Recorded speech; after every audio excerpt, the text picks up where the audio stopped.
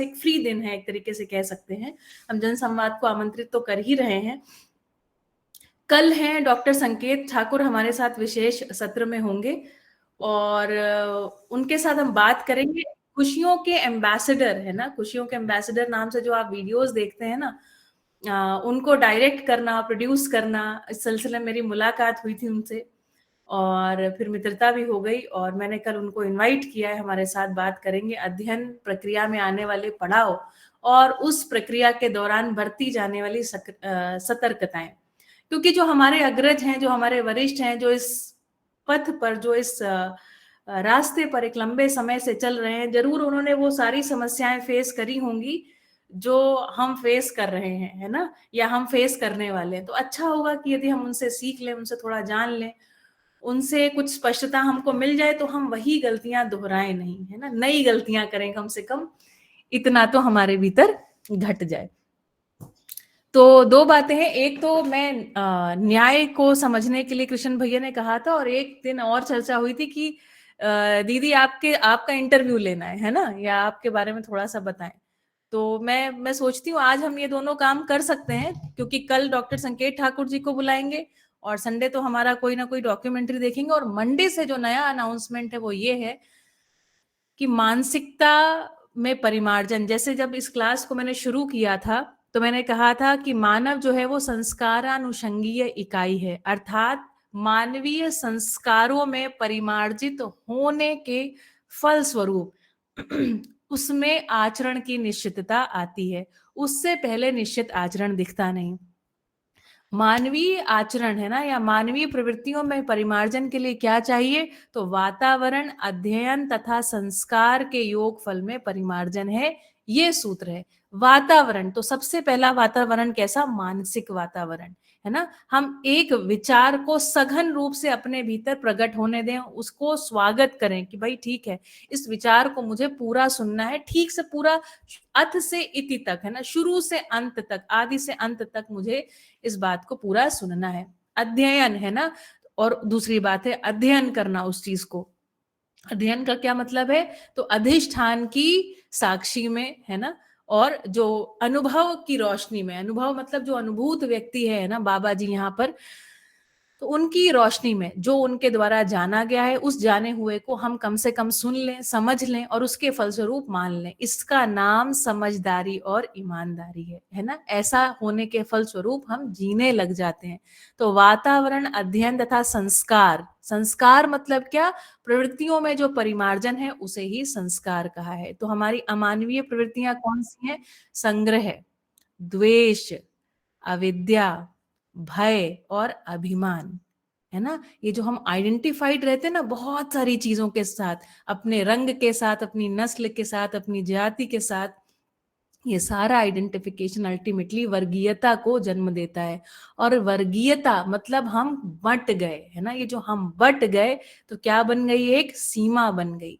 जब सीमा बन गई तो दो ही कार्यक्रम बचते हैं, सीमा की सुरक्षा और सीमा का विस्तार, है ना। जय मराठा, एक बिहारी सब पर भारी, है ना, इस तरीके के उद्घोष हम सब सुनते रहते हैं। इसी तरीके के सब बातें, इसी तरीके के कार्यक्रम आगे फिर बनने लगते हैं। तो अभ्यास दर्शन में बाबा जी कहते हैं वर्गीयता से मुक्ति ही प्रबुद्धता है। ये समाज बौद्धिक हो गया, इंटेलेक्चुअली ये समाज अब ड्राइव हो रहा है। इस बात का प्रमाण क्या होगा, तो इस बात का प्रमाण ये होगा कि समस्त वर्गीयताएं खत्म हो जाएंगी। ठीक है। तो सोमवार से गुरुवार तक, सोमवार, मंगलवार, बुधवार, गुरुवार तक हम आमंत्रित करने वाले हैं श्री सुरेंद्र पाठक जी को। मैंने उनके जैसा दर्शन को समझा हुआ व्यक्ति अभी तक नहीं पाया है ना। क्योंकि दर्शन एक अच्छी बात तो है भाई कि आपके जागृत होने का कार्यक्रम है, लेकिन इसमें जो सबसे बड़ा शिफ्ट है वो ये है कि ये दर्शन ऐसा नहीं कहता कि आपको अकेले अकेले चने को भाड़ फोड़ना है, ऐसा नहीं है। जागृत परंपरा को स्थापित करना है ना। तो जागृत परंपरा के रूप में व्यवस्थाएं कैसी हो, शिक्षा कैसी हो, है ना, व्यक्ति स्वयं में मानसिकता में क्या परिमार्जन करे, इन सब की बात ये दर्शन करता है। तो एक सबसे बड़ा काम ये है कि एक तो सटीक समीक्षा है ना, जैसे हमारे अंदर ये भी होता है कि भाई दर्शन हम सुन तो रहे हैं लेकिन हमारी जिंदगी से नहीं जुड़ रहा है, हमको ये नहीं समझ में आ रहा हम अपनी जिंदगी में गलत क्या कर रहे हैं, हम भी ठीक ही तो कर रहे हैं। तो एक इस जगह बहुत असमंजस, एक बहुत दुविधा बनी रहती है हमारे भीतर, तो कैसे बिल्कुल अपने जीवन से जोड़ते हुए हम इस चर्चा को कर पाए। जैसे आपको याद होगा, मैंने एक ग्रुप में एक टॉपिक शेयर किया था कि हमें शिफ्ट कहाँ से कहाँ करना है, भोग मानसिकता को हमें, हाँ, भोग मानसिकता को हमको समृद्धि मानसिकता में शिफ्ट करना है। ऐसे करके मैंने आपको काफी सारे एक लिस्ट दिखाई थी उसमें। तो ये मानसिकताएं वास्तव में शिफ्ट कैसे होंगी, प्रिय हित लाभ से न्याय धर्म सत्य में शिफ्ट कैसे होंगे, क्या होगा जो हम करेंगे, क्या होगा जो हम सोचेंगे, क्या होगा जो हम देखेंगे, है ना, क्या होगा जिसकी मांग हम करेंगे, है ना, व्यवस्था के रूप में क्या चीजें हम इम्प्लीमेंट करेंगे। तो इसके बारे में चर्चा का आह्वान हम करेंगे। और श्री सुरेंद्र पाठक जी से अच्छा व्यक्ति व्यवस्था को रखने के रूप में मुझे नहीं समझ में आता, लेकिन जब वो बोलते हैं तो एकदम लगातार, है ना, एकदम धुआंधार बोलते चले जाते हैं, तो उनको बीच बीच में रोक करके एक सामान्य जनमानस से जुड़े ऐसा एक इंटरव्यू स्वरूप में हम लोग लेकर के आने वाले हैं। उसको आगे के लिए हम स्क्रिप्ट की तरह भी इस्तेमाल करेंगे। दूसरी बात, भौतिकवाद आदर्शवाद, क्योंकि हम इन जगह उलझते रहते हैं, हमारी पूरी शिक्षा भौतिकवादी, पूरा संसार भौतिकवादी है ना। जब हम किसी मॉल में जाए ना, आप एक एक्सरसाइज करिएगा, ये बहुत अच्छी एक्सरसाइज है। जितनी भी मॉल्स में दुकानें हैं उनको आप 5 हिस्सों में बांटिएगा। शब्द, जहां पर साउंड से रिलेटेड चीजें बिक रही हो। स्पर्श, है ना, जहां पर अच्छे अच्छे कपड़े या स्पर्श जिसका अच्छा हो, ऐसी चीजें जहां बिक रही हो। रूप, है ना, कॉस्मेटिक प्रोडक्ट्स जहां बिक रहे हो। रस, है ना, खाने की चीजें जहां बिक रही हो। गंध, जहां परफ्यूम वगैरह अच्छी सुगंध वाली चीजें, है ना, इंसेंस वगैरह बिक रहा हो। तो आप पाएंगे कि पूरे मॉल को आप इन 5 संवेदनाओं के बाजार के रूप में समेट सकते हैं। ठीक है, तो 4 विषय 5 संवेदना से मानव तृप्त नहीं होता, है ना। और जैसे मैंने कहा, ये मुक्ति का रास्ता नहीं है, तृप्ति का रास्ता है। कहीं ना कहीं मुक्ति के चक्कर में बहुत भटकाव हो गया है ना, मुक्ति मिलती नहीं है, बहुत रैंडम है, पता नहीं किसी को मिली कि नहीं मिली, अच्छा उसकी परंपरा है कि नहीं ये भी पता नहीं, मतलब कहीं एक आध लोगों को उसके फर्दर हो गया हो तो हो गया हो, लेकिन हम अनुयायियों के रूप में तो बहुत सारे लोग जागृत जिनको माने रहते हैं, उनके अनुयायियों के रूप में बहुत सारे लोगों को देखते हैं, लेकिन उनमें कोई बहुत बड़ा शिफ्ट हो गया हो ऐसा भी नहीं पाते हैं। उसके फलस्वरूप अतृप्ति हमारे भीतर बनी ही रही है। हम सब उन्हीं लोगों के अनुयायी यहाँ पर बैठे हैं ना, किसी और में झांकने की आवश्यकता नहीं है, स्वयं में झांकने की आवश्यकता है। ठीक है, तो सोमवार, मंगलवार, बुधवार, गुरुवार आने वाले वीक से हम लोग इस चर्चा का आह्वान करेंगे। पठन साथ में करते जाएंगे, जीवन विद्या एक परिचय पुस्तक का, लेकिन साथ साथ अब गहरी चर्चा की आवश्यकता है। 4 आयाम 5 स्थितियों में मानव, मानव जब मैं बोल रही हूँ शरीर और जीवन का संयुक्त रूप, एक बात, मानव अर्थात मानव जाति के रूप में। यदि आप फिर भी मानव को केवल शरीर और जीवन के साथ देखते रहेंगे तो बार बार टूट फूट जाएंगे, बार बार ये दर्शन पकड़ में नहीं आएगा। मुझे व्यक्तिगत रूप से ऐसा लगता है कि 3 महीने में ये दर्शन किसी को भी आर पार हो सकता है। हाँ, ये मुझे सच में ऐसा लगता है। ठीक है, जिसकी कमी है वो ये कि बहुत कंडेंस विधि से अभी तक हम दर्शन को प्रस्तुत नहीं कर पाए हैं, कंटेंट हमारा अभी तक सॉलिड नहीं हो पाया है, ऐसा मुझे लगता है। और उसके लिए जैसे कि मैं कही चुकी हूँ, हम लोग कुछ ना कुछ प्रयास तो करेंगे कि ऐसा हो जाए कि 2 से 3 महीने में ये दर्शन के आर पार हर एक व्यक्ति हो सके। ठीक है, बढ़िया। तो अगर आपको ये बात से आप सहमत हैं, अनुमोदन है जितनी भी बातें मैंने कही, तो कहिए कि हाँ भाई सहमत है, अनुमोदन अपना दिखाइए। ओके, बढ़िया। यस, तो दूसरी बात मैं ये कहना बढ़िया, बढ़िया, बढ़िया। अच्छा, आप में से कोई भी लोग है ना जो भी मेरे बारे में आप कह रहे थे कि आपके बारे में थोड़ा जानना है, कुछ बताइए, तो आपके मन में कोई भी प्रश्न हो मुझसे, जो भी आप प्रश्न करना चाहते हो कर लीजिए। हम 8 बजे से न्याय के ऊपर प्रस्तुति को शुरू करेंगे ना, थोड़ी देर बात कर लेते हैं ना, जिन लोगों को भी जिज्ञासा है, जो लोग मुझे व्यक्तिगत रूप से नहीं जानते हैं, पूछना चाहें आप पूछ सकते हैं। हाँ कृष्ण दीदी। भैया जी, स्वागत है आपका। हाँ, हाँ, दीदी बस एक तो आपका जो परिचय है जिसमें हम केवल आपका नाम जानते हैं और आप कच्छ में रहते हैं, इतना सा हम्म। जानते हैं, और आप जनक के साथ हैं, मतलब जी। आप पति पत्नी के रूप में हैं, और सुनीता पाठक दीदी को आप सासू माँ मान हैं आपके। बस इतना सा मुझे ध्यान है। जी। और प्लस जन संवाद के थ्रू और मध्यस्थ दर्शन को समझ करके आप अपना जो समझ है वो हम सबके साथ साझा कर रहे हैं। हम्म। ये आपके बारे में जानते थे। इसके अलावा जो भी आपके परिवार में जैसे जी। मम्मी पापा, हाँ। इधर father in law mother in law वाली जो आपकी जनक की फैमिली है, जी। थोड़ा सा उनके बारे में, फिर आपका जो एजुकेशनल बैकग्राउंड है, और फिर मध्यस्थ दर्शन या उसके पहले भी जो आपका स्पिरिचुअल जर्नी रहा है, जी। मध्यस्थ दर्शन के पहले भी अगर कुछ रहा है, किसी और को भी आपने पढ़ा है सुना है, और प्लस आपकी हॉबीज हैं, तो मुझे लगता है कि इसमें सब कवर हो जाएगा। सब कवर हो जाएगा। ठीक है, एक छोटी सी जीवन यात्रा सुना दें आपको, है ना? जी। ठीक है। ठीक है भैया, चलिए, उम्मीद करते हैं सारे लोग सुनना चाह रहे होंगे, है ना? ये बहुत लॉन्ग पेंडिंग क्वेश्चन रहा है। तो 1986 में जन्म हुआ, 13 सितंबर 1986 को, और मैं पहली संतान हूँ मेरे माता पिता की। और बड़े प्रेम से मुझे लगता है मेरे माता पिता ने मेरा पालन पोषण किया, और हम एक परिवार के रूप में काफी लंबे समय तक मैंने एक सम्मिलित अभिव्यक्ति को अपने परिवार में महसूस किया। कुछ समय के बाद वो टूटी, जिसको मैं आगे बताऊंगी आपको। तो मैं बहुत छोटी सी थी तब से, जब मैं सोती थी ना, तो मेरे पिताजी बहुत अच्छे अच्छे गीत मुझे सुनाते थे, है ना? जिसमें से एक गीत बहुत पॉपुलर है स्तुषी ग्रुप में महिलाओं के साथ, कि देवियां देश की जाग जाएं अगर, है ना? देवियां देश की जाग जाएं अगर, युग स्वयं ही बदलता चला जाएगा। ये एक गीत मैंने ऐसे ही रूम में बैठ के गाया था। और हमारी जो सुनीता पाठक जी को मैं मम्मी कह के बुलाती हूँ, क्योंकि उनको सास के रूप में स्वीकार किया है, तो मम्मी को वो गाना बहुत पसंद आया, मैंने भेज दिया। तो उन्होंने कहा स्तुषी में इस गाने को हम चलाएंगे। तो वो गाना हमारे पिताजी हमें बचपन से सुनाते थे, और वो हमेशा ये बात बोलते थे कि महिलाओं के ऊपर एक जिम्मेदारी है ना? महिलाएं यदि बदल जाती हैं तो बहुत कुछ बदल जाता है। तो ये मेरे दिमाग में सबसे पहला एक इम्प्रेशन पड़ा मेरे महिला होने के स्वरूप को लेकर के। नर नारी समानता असमानता ये हमको छू नहीं गई। ये एक मुझे, चाहे आप इसको परिवार के कारण से मान लीजिए, हमारे माता, आज मेरे पिता मम्मी पापा सब ट्रैवल में हैं, अगर वो जुड़ते तो उसमें हम और कुछ कह भी पाते, ऐड भी कर पाते। जनक, यदि संभव हो तो आप भी अगर हो सके तो स्क्रीन में आ जाइए, है ना?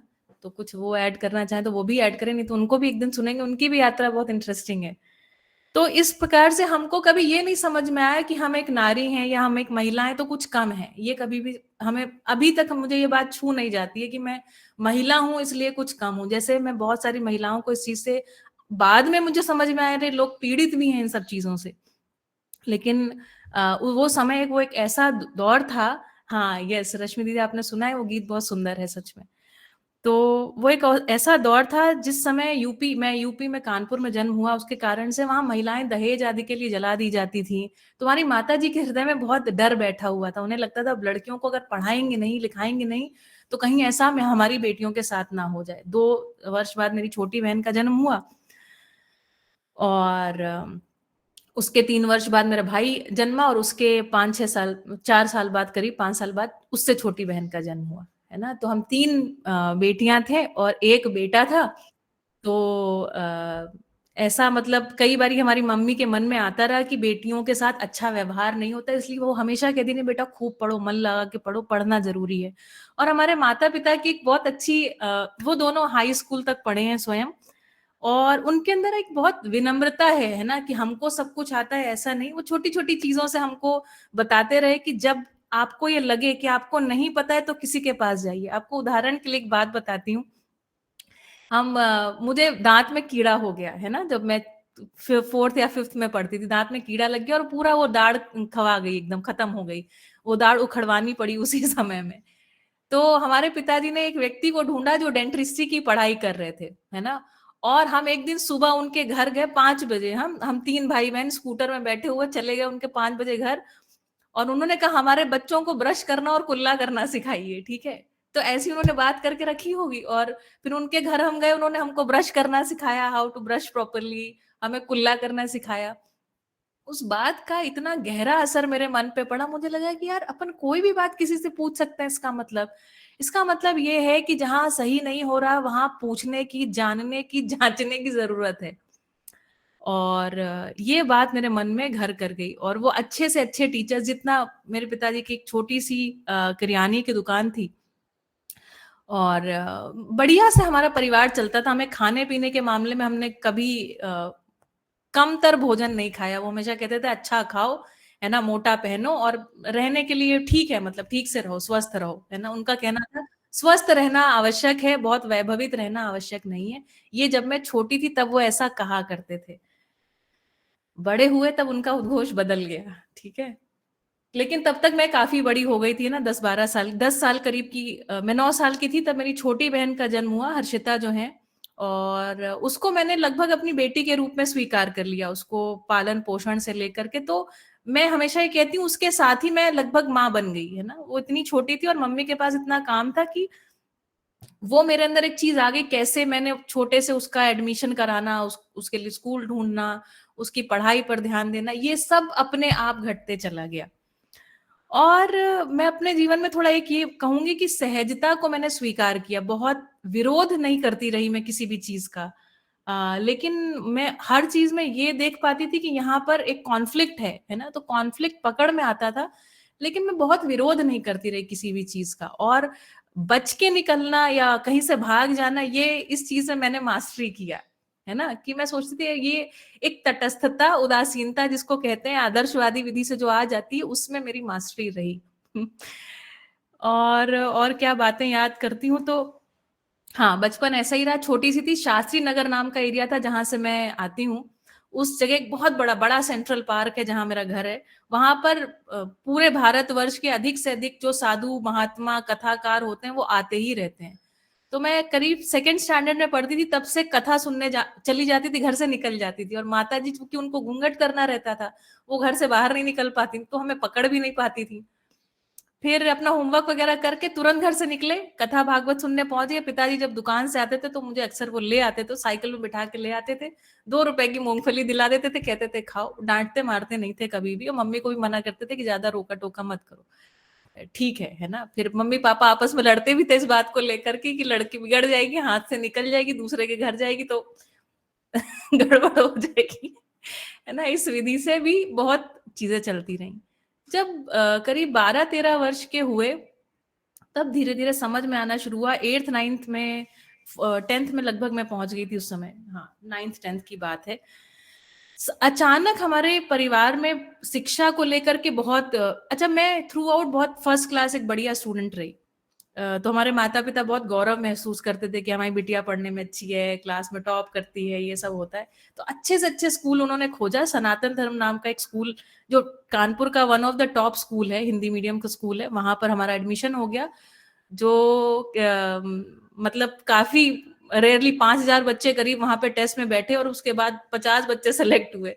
हमारे पिताजी और इससे भर गए कि भाई हमारी बिटिया में कुछ दम है।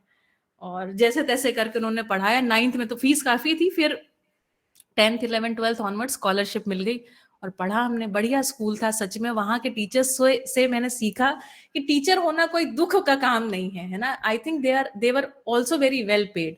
एक ये जो बात थी ये डिफरेंट थी, है ना, अन्य स्कूलों के कंपैरिजन में। और हमारे टीचर्स बहुत अच्छे तरीके से हमको पढ़ाती थी, प्यार से पढ़ाती थी। सारी महिलाएं थी क्योंकि गर्ल्स स्कूल था। तो मैंने देखा यार, महिलाओं में एक सशक्तिकरण आता है जो मेरी माँ में नहीं था, लेकिन मेरे टीचर्स में मुझे दिखता था। एक हमारी टीचर थी, प्रीति तिवारी उनका नाम था, उनसे मैं बहुत इंस्पायर्ड रही। और मैं हमेशा कहती हूँ कि ना, मेरे भीतर केवल मेरे माँ बाप नहीं है, मेरे बहुत सारे अच्छे अच्छे टीचर्स भी मिल घुल मिल गए हैं। मैं उन सबका एक प्रतिरूप हूँ। और हाँ, तो बस ये यात्रा चलते रही। और 11th 12th के बाद अब ये हुआ कि आगे क्या किया जाए, और सडनली हमारे परिवार का वातावरण बदलने लगा। ये 2003 की बात है, और हमारे पिताजी को चिंता होने लगी क्योंकि उस समय बीटेक का बहुत पॉपुलैरिटी बढ़ गया था, और इंजीनियरिंग कराने में खर्चा बहुत है, हॉस्टल में भेजना है, ये सब वातावरण माहौल बहुत बनने लगा। और उनको लगा जो थोड़ी बहुत पूंजी है उसको शेयर मार्केट में लगा दिया जाए। तो उससे धन जल्दी से बढ़ जाएगा, ऐसा उनके मन में आ गया। कुछ एक मित्र उनको मिल गए, जिसके फलस्वरूप ये सब घटा। हमारे परिवार में कलह कलेश बढ़ने लगा उस समय, है ना। और ये सब बातों को मैं एक ऑब्जर्वर की तरह देख रही थी। मैं कभी इन सब चीजों में बहुत ना दुखी होती थी, पर थोड़ा ये तो लगता था कि परिवार में ठीक नहीं हो रहा। और उस 2005 के करीब मुझे लगता है कुछ बहुत बड़ा ड्रॉप आया था शेयर मार्केट, यदि आप जानते हो। तो उस समय काफी सारा पैसा लोगों ने लूज किया। तो हमारे यहाँ वो एक आंतरिक कलेश जो है ना, वो पनप गया पूरे परिवार में। जिस तरीके से एक परिवार सम्मिलित अभिव्यक्ति के रूप में हमारा प्रस्तुत हो पाता था, वो होना से हट गया। और सभी लोगों के मन में ना पैसे को लेकर के, हम सभी जो छोटे छोटे भाई बहन थे, सबके मन में ये बात आ गई कि यार पैसा जरूरी है, पैसा कोई बहुत महत्वपूर्ण चीज है। हमारा ध्यान वहां पर केंद्रित हुआ सभी भाई बहनों का। फिर खैर एनीवेज जो भी हमारे पास था मतलब ऐसा हमारी कोई बहुत बुरी या गिरी हालत नहीं हो गई थी। तो उसके बाद मेरा एडमिशन हुआ, है ना। छत्रपति साहू जी महाराज का एक university, institute of engineering and technology, UIT Kanpur से मैंने बीटेक किया, बीटेक कंप्यूटर साइंस किया। एक बात मुझे बड़ी ये कलेश कर गई। मुझे लगा, एक हमारे घर के बगल में बुआ जी रहती थी, तो मैंने उनको कहा मुझे साहित्य पढ़ने की बहुत इच्छा है। और उस समय में कविता विता थोड़ा लिखने का मैं मन लग रहा था, है ना। तो वो भी लिख लेते थे, कभी कभी सुना भी लेते थे, 2-4 कवि सम्मेलन में भी हो आए थे। तो एक बड़ा मजा आ रही थी ये सब करने में, है ना। बड़ा एक लग रहा था कि नहीं, ये भी ठीक है, अच्छा है। पर हमारे पिताजी को लगा ये म्यूजिक वगैरह की लाइन अच्छी नहीं है, तो पढ़ाई पे ध्यान लगाओ। तो हमको थोड़ा दुख भी हुआ कि यार क्या है मतलब। लेकिन फिर बाजू वाली एक बुआ जी थी, बोले कि ये तो इतना बातें मारते हैं कि इतनी आपकी बिटिया पढ़ने में अच्छी है, तो बीए कर रही है, तो बीए तो मतलब हो गया कि ये अच्छी नहीं है, आप झूठी बोल रहे थे। तो हमें लगा यार ये गलत बात हो रही है क्या, कुछ कुछ इसमें ध्यान देने की जरूरत है। तो हमने कहा नहीं ठीक है, चलो भाई बीटेक करते हैं। तो मुझे लगता है वो एक बात मुझे कहीं हर्ट कर गई, है ना। हर्ट के फलस्वरूप कुछ इंस्पिरेशन हो गया, क्या हो गया जाने। और जब बीटेक करने पहुंचे तो हमको ये भी नहीं पता था कि computer science is popular and it is important. Counselling के दौरान पता चला, एक लड़की वहां पे रोने लग गई कि उसको कंप्यूटर साइंस ब्रांच नहीं मिली, इलेक्ट्रिकल ब्रांच मिली है। और मैं चाहती थी चलो केमिकल से इंजीनियरिंग कर लेंगे। तो जब वो रोने लगी, मैंने कहा इसका मतलब जरूर है कि कंप्यूटर साइंस कोई बढ़िया चीज है। आप ये सोचिए, मैंने अपना एक फॉर्म भर लिया था और उसके बाद मैंने कहा मेरी रैंक तो अच्छी है इसकी रैंक से, तो मैंने कहा लाओ देखते हैं। कुछ गर्ल्स में मेरी 21 रैंक आई थी उस समय, जो उनका अपना एक टेस्ट होता था, काफी बच्चे उसमें भी बैठते थे। हमने कहा चलो ट्राई कर लेते हैं, गए तो वहां पे हमको मिल गया कंप्यूटर साइंस। सिर्फ इस कारण से। और फिर हम कंप्यूटर साइंस पढ़ने जब बैठे तो मुझे आ गया मजा। मैंने कहा यार ये तो हमने सोचा ही नहीं था, क्योंकि it was very similar to what happens in your brain, है ना। जो आप ऑपरेटिंग सिस्टम का पूरा पढ़ते हैं, इट वाज लाइक ओ, जैसा लग रहा था कि सब कुछ मॉड्यूलेट किया गया जैसा हमारा ब्रेन फंक्शन करता है। तो मुझे वो पढ़ने में मजा आने लग गया, है ना। मजा आने लग गया तो हम फिर से एक बार टॉपर बन गए ठीक है, 10 पॉइंटर बन गए। अब बस ये जर्नी चलती रही, बीटेक 4th ईयर कंप्लीट हुआ। और उस दौरान मैं उदासीन से तो मैं हमेशा से रही ही, बहुत मेरे कोई मित्र वगैरह नहीं रहे। और सच बात थी कि हम कहीं ना कहीं ये भी मानते रहे कि हमारे से थोड़ा कमजोर लोग हैं। और मतलब कमजोर मतलब उनकी बातचीत में हमको मजा नहीं आती थी, वही सब, है ना। कभी लड़के हैं तो लड़कियों की बातें, लड़कियां हैं तो लड़कों की बातें, खाना पीना, ये सब मजा नहीं आती थी। तो मैंने अपने बीटेक के दौरान खूब किताबें पढ़ी, अधिक से अधिक किताबें। पढ़ते पढ़ते बीटेक का लास्ट दिन आ गया, 24 जुलाई 2009। वो दिन मुझे आज भी याद है। बड़े लोगों का सहयोग रहा उस दौरान। हमारे एक लाइब्रेरियन सर थे। और जब कभी कोई किताब, अगर आपको पता है, लाइब्रेरी से आप लें और उसको एक निश्चित समय के बाद ना आप वापस करें तो आपके ऊपर फाइन लगता है। लेकिन वो जो लाइब्रेरियन सर थे, अब मैं उनका नाम भी मुझे याद नहीं है, लेकिन वो देखते थे कि मैं बहुत सारी किताबें इशू कराती थी और बहुत सारी किताबें फिर रोटेशन में लाइब्रेरी में आके पढ़ना। तो जानते हैं, करीब मुझे लगता है एक बड़ा अमाउंट, काफी बड़ा अमाउंट, जो मैं शायद दे भी नहीं पाती, उसमें कहीं आगे पीछे होता रहा और आखिरी दिन वो आपको भरना होता है। तो मेरी फ्रेंड थी, उसके कुछ रुपए हुए थे तो उसने पे किया, और मैं भी जा रही थी कि भाई कितना अमाउंट 4 साल में बना उसको देखने। और मैं गई, उन्होंने पता है डेटाबेस खोला और एक बड़ा अमाउंट जो था उसकी जगह उन्होंने जीरो रखा, और जीरो रखने के बाद बटन प्रेस किया and he was like, sign किया उन्होंने और उन्होंने मुझे जाने दिया। मैं सच बता रही हूँ आपको, उस दिन मुझे ये समझ में आया कि इस दुनिया में बहुत सारे अच्छे लोग हैं जो आपको आगे बढ़ाएंगे। और उन्होंने कहा बेटा जाके पढ़ना बंद मत करना, है ना। तो मुझे उनकी एक बात ये याद आई कि ऐसा भी हुआ। 24 जुलाई 2009 मैंने उस लाइब्रेरी से निकलते समय अपने मन में ये बात बोली कि भाई शालिनी भी पढ़ना नहीं बंद करना, अभी जो ये पढ़ाई जितनी भी हो गई, क्योंकि पढ़ाई तो पूरी हो गई, इसके आगे हमको पढ़ने के लिए हमारे पास पैसे ही नहीं थे, है ना। तो ये था नौकरी करनी है, नौकरी ढूंढनी, नौकरी करनी है। नौकरी मेरी तब तक लग भी गई थी।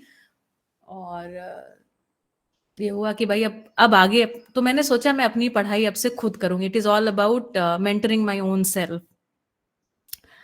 और मेरी पहली जॉब लगी यूपी टेक करके, एक कंप्यूटर साइंस पढ़ाने वाली जगह है, वहां पर नौकरी लगी। तो वहां मुझे 40 साल के लोगों को पढ़ाना था, और उस समय मैं टॉम बॉय जैसी दिखती थी। तो पढ़ाने को मैंने उस समय तक बीटेक 4th ईयर में एक हीन काम मान लिया। वहां का ऐसा कहना था उस समय कि जो लोगों को कोई नौकरी नहीं लगती वो लोग पढ़ाने चले जाते हैं फिर अल्टीमेटली। मेरा एक फ्रेंड है सत्य प्रकाश मौर्य, उसकी एक अजीब सी बात, वो मुझे कहता था तुम एक अच्छी टीचर बन सकते हो, तुमको टीचर बनना चाहिए और किसी को टीचर नहीं बनना चाहिए। तो मुझे लगे कि ये बहुत ही बड़ा बेवकूफ है। आएगा तो किसी दिन आपको मिलवाएंगे जरूर उससे, मतलब हमारे जो मित्र हैं उनसे, दर्शन के साथ जुड़ा हुआ है। पर वो ये बात बार बार बोलता था, जितनी बार वो बोलता था उतनी बार मैं खिसिया जाती थी उससे कि तुम ये बात मत बोलो, क्योंकि मुझे गाली जैसा लगता है। तो फिर कहता था ठीक है, अच्छा नहीं बोलेंगे। तो अ, ठीक है, फिर ऐसे आगे बढ़े। और उस समय एक मुलाकात, फिर 2 महीने मैंने पढ़ाया। 40 साल के व्यक्तियों से हमने पढ़ाना शुरू किया। धीरे धीरे मुझे समझ में आया यार, पढ़ाया तो किसी को भी जा सकता है। It's not about teaching a small child. और उससे पहले 2000 मुझे लगता है 8 से मैं पढ़ा ही रही थी ट्यूशन, या किसी ना किसी विधि से 7-8 से मैं पढ़ा रही थी। भाषा के प्रति खास रुझान रहा। 2007 में फ्रेंच सीखा, इस चक्कर में बहुत सारी चीजें और सीखते रहे। गिटार गिटार बजाना सीखते रहे, जो कुछ उस समय कूल लगता था वो भी करते रहे, है ना। और 2009 के करीब, 2009 में फिर जब फिर बैंगलोर पहुंचे, दूसरी जॉब शिफ्ट किया, क्योंकि टीचिंग तो करना नहीं था ना। 2-3 महीने बाद शिफ्ट किया जॉब को। वहां पे मुझे मेरी मुलाकात मेरे मेंटर से हुई। उनका नाम जोसेफ मैनुअल है, और वो फर्स्ट डिसिप्लिन नाम का उनका एक फ्रेमवर्क है। आईआईएम बैंगलोर के रिटायर्ड प्रोफेसर है। उनसे मेरी मुलाकात हुई। और सहजता, मैं हमेशा कह रही हूँ ना, सहज, मेरे जीवन में कोई कब कैसे कहाँ से आ गया मुझे नहीं पता। और बस एक ही चीज मैंने करी कि मैंने विरोध नहीं किया किसी भी चीज का, कि ओ डाउटिंग या बहुत सारा परेशान होकर के। और मेरे माता पिता भी इसी प्रकार के हैं, एकदम फ्लो में जाने वाले, है ना, इजी रहने वाले। कोई भी चीज हुई तो उसका एक स्वागत भाव हमारे परिवार में रहा। और फिर हाँ, फिर उनसे जब मुलाकात हुई ना, तो उन्होंने बड़े अजीब अजीब से कठिन प्रश्न पूछने शुरू किए। मैं 5 दिन तो नौकरी करती थी, 5-6 दिन, उसके बाद एक दिन हमारी मुलाकात उनसे जरूर होती थी। उस समय वो 60 वर्ष करीब के थे। और अजीब अजीब से प्रश्न पूछते थे। कहते थे do you think you are a sinner, है ना। तो मैं कहती थी no, I don't think I am a sinner. वो क्रिश्चियन थे। तो फिर हंसने लग जाते थे। तो मैं सोचती ये कहाँ से किसी ने प्रश्न पूछ लिया, डू यू थिंक, मैं कैसे, मैंने कौन सा पाप किया है। लेकिन मेरा फिर ध्यान जाता था, जो हम आरती गाते थे ना, मैं मूरख खल कामी कृपा करो देवा, तब मेरा ध्यान जाता था कि यार हाँ यार, then we are accepting. He was checking whether I am program to think like that. मैंने कहा हाँ यार, ये बात तो सही नहीं है। फिर उन्होंने इस तरीके के बहुत सारे अजीब अजीब से प्रश्न वो पूछा करते थे। और फर्स्ट डिसिप्लिन का जो फ्रेमवर्क है, वो मैं बहुत अच्छे से अभी तो बता नहीं पाऊंगी, जनक शायद मुझसे अच्छे से बताएंगे। उसी क्रम में उनके साथ ही उनकी एक जान पहचान की दोस्त थी, उनका नाम था शायन। और गाया नाम की एक वेबसाइट थी, which was a spiritual website, जहाँ पे स्पिरिचुअल लोग अपने कंटेंट को रखा करते थे। उस समय वो वेबसाइट फ्री थी, फ्री ऑफ कॉस्ट आप उसको एक्सेस कर सकते थे। तो वो वेबसाइट पे मैं अपने, उन्होंने मुझे कहा कि यहाँ पर अपना कंटेंट लिखो। So I used to write blogs like out of the university into the universe, है ना, and what happens when you experience the universe. So now because मेरा जो पोजिशनिंग था, I was like I am now a part, like a small part of this universe, and I am now studying the universe. I am not no more in the boundary of university. ऐसे ऐसे मैं blogs लिखा करती थी। और शायन के दोस्त थे जनक। तो शायन को लगा कि I could be the right person for Janak. तो उन्होंने जनक को एक मैसेज लिखा कि भाई देखो, ये मुझे लगता है this this girl will be right for you. और जनक ने अप्रोच किया, मैंने कहा ठीक, हमने अपने माता पिता को बताया, तो हमारे माता पिता ने कहा बढ़िया है। मुझे ऐसा लगता है कि मेरी मम्मी एक्चुअली में खुश हुई, क्योंकि किसी भी लड़के के साथ ना यूजुअली लड़कियों के कुछ अफेयर्स या कुछ बातें सुनने को मिलती थी, और हमारे माता पिता को लगता था ये लड़की सफेद रंग के कपड़े पहनती है और ऐसा इसका चाल चलन है, ऐसा ना हो इसकी शादी ना हो, इसकी शादी नहीं होगी तो हमारे पीछे जो 3 है वो उनका क्या होगा। तो ये मुझे लगता है अंदर की बात रही होगी जरूर। उन्होंने कहा बेटा बातचीत करो, कोई दिक्कत नहीं है ना। और बाकी जेएम, हम जेएम बुलाते हैं, जोसेफ मैनुअल हमारे जो गुरुजी हैं, गुरुजी मेंटर की तरह मैं उनको देखती हूँ, उनका नाम था, तो बोले जेएम के दोस्त हैं, आप बात करो। तो हमने बात किया। जेएम जनक पहले दिन से उन्होंने बोला कि मैंने उनको पूछा है ना बातचीत कर रहे हैं, शादी करेंगे क्या? तो उन्होंने कहा हाँ, शादी करेंगे। तो मैंने कहा ठीक। हमने थोड़ा बातचीत करी और बातचीत करते समय बहुत सारी स्पष्टताएं पता चली। जैसे हम दोनों ही चाहते थे कि दुनिया में कुछ अच्छा काम करें, हम दोनों ही चाहते थे, हम दोनों बच्चे करना नहीं चाहते थे, और इस तरीके से एक आध्यात्मिक यात्रा हो सकती है साथ में, इतना हमको अनुमान लग गया। फिर 6 महीने बाद हमारी मुलाकात हुई, माताजी से मिले, पिताजी से मिले जनक, हम भी इनके माता पिताजी से मिले, पिताजी से मिले, माताजी से नहीं मिले। और उसके बाद बस ये हुआ, हमने कहा ठीक है अब क्या, बाकी क्या एक्सप्लोर वगैरह करना, सीधा शादी करो, बाद में एक्सप्लोर करेंगे। तो एक ही बार हमारी मुलाकात हुई, दूसरी बार हमारा एंगेजमेंट हुआ, तीसरी बार हमारी शादी हो गई। इतनी हमारी कुल मुलाकातें थी, है ना। क्योंकि ये बहुत इन सब चीजों में पढ़ना हमको था नहीं, बातचीत करके एक मानसिकता हम समझ गए थे। ऐसे हमारी जनक से मुलाकात हुई। 2010 हो गया था तब तक। देखिए एक एक ही साल में इतना सब कुछ घट गया है ना, कि तब तक मैंने 2 नौकरियां भी बदल ली। मणिपाल यूनिवर्सल लर्निंग में मैं जॉब कर रही थी, वो मेरी आखिरी जॉब थी। और हम यूनिवर्सिटीज के लिए सिंगापुर में जो बड़ी बड़ी यूनिवर्सिटीज थी उनके लिए सॉफ्टवेयर को डिजाइन किया करते थे। तो उस समय ये था कि सिंगापुर जाओ या तो शादी करो, तो हमने कहा शादी कर लेते हैं, ठीक है, क्योंकि यात्रा तो यही है। और 2 महीने बाद ऐसा घट गया, दोनों लोग एक जैसे एक खोपड़ी वाले मिल गए, तो एकदम समीक्षाएं बहुत तेजी से होने लग गई। लगा कि यार ये तो काम करना नहीं है, बैंगलोर ऐसी जगह में तो रहना नहीं है, तो रहना कहाँ है। तो जनक चूंकि गुजरात का उनका बैकग्राउंड है, 3 जनरेशन पहले करीब वो लोग यहाँ से छोड़ करके अफ्रीका चले गए थे। तो ये हुआ कि शादी के बाद आपको पता होगा देवियां पूजने और ये सब करने आपको गांव जाना पड़ता है, तो हम भी इस कार्यक्रम से भुज आए। तो लगा यार भुज तो बहुत इटली जैसा मेरे को लग रहा था, कि लोग यहाँ बैठे हैं, हवा खा रहे हैं हमीसर की, कितने फ्री हैं लोग। मैं कहा यार ये जगह बढ़िया है। तो हम इस तरीके से भुज पहुंच गए और वापस शिक्षा में कार्यक्रम को शुरू किया, और आध्यात्मिक यात्रा को हमने यथावत रखा। तो बहुत तरीके से एक्सप्लोर किया, बहुत, मतलब आप कल्पना करिए उतने तरीके से हर जगह जाते थे, हर जगह चेक करते थे। 2 ही लोग थे, खर्चा बहुत थोड़ा था, खाना पीना भी बहुत ऐसा नहीं कि बहुत कुछ चटर पटर खाना है, तो बहुत कम खर्चे में काम चलने लग गया हमारा।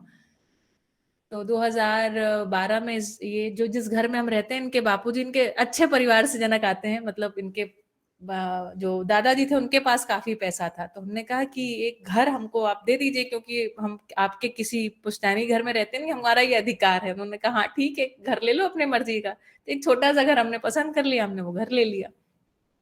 घर हो गई, कुछ समय के बाद जनक को एक उन्होंने गाड़ी गिफ्ट कर दी छोटी सी ना। हमने कहते गाड़ी ले लो अपनी पसंद की, तो हमने कहा बढ़िया, अब घर हो गया, गाड़ी हो गई, नौकरी हमारे पास थी ही। मतलब नहीं, घर गाड़ी तभी मतलब नहीं हुआ, उसके बाद थोड़ा गाड़ी वगैरह दिया।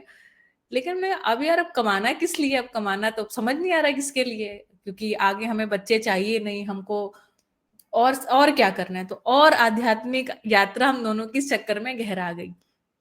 सुबह से शाम तक हम दोनों लिटरली सुबह से शाम तक ओशो को सुनते थे, क्योंकि तर्क ऐसा लगता था एकदम सही तर्क दे रहे हैं, एकदम सही जुड़ रहा है ना। हम दोनों एकदम अमेज्ड रहते थे कि भाई क्या बात है, वाह वाह वाह वाह, है ना। तो 2012 2013 2012 में मैं एक इंजीनियरिंग कॉलेज में पढ़ा रही थी, गणित पढ़ाती थी, कंप्यूटर साइंस पढ़ाती थी। 2000, लेकिन तब तक तृप्ति नहीं होती थी। बच्चे तो बहुत ही यहाँ के गई गुजरी हालत थी उनकी, क्योंकि कच्छ में शिक्षा का बहुत ये है नहीं, तो बहुत बुरा लगता था। जिस तरीके से हम ट्रेंड थे ना, अंदर ही अंदर उबल जाते थे यहाँ के लोगों को देख करके।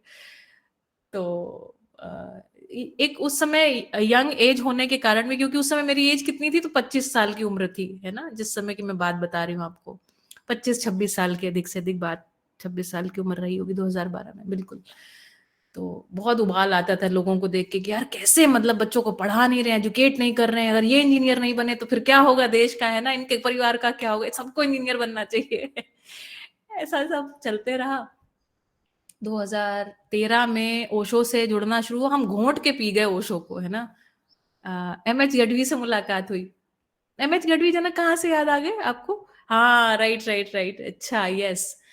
तो 2014 में हम हमारी वाड़ी थी, तो हम उस 2014 में हमने सोचा ऑर्गेनिक खेती करना है। खेती और शिक्षा, दो काम हम आइडेंटिफाई कर पाए, पूरा सब कुछ समझने के बाद यार ये करने लायक काम। हम दोनों लोगों ने अपनी नौकरी छोड़ दी और बैंगलोर से हमारे पास एक स्कूटर था, तो वो स्कूटर में यहाँ से करीब 40 किलोमीटर दूर दोनों लोग चले जाते थे, खेती में काम करते थे, फिर चले आते थे ना। वहाँ एक छोटा सा हमारा पुराना घर था, वहीं पे रह लेते थे वीकेंड में।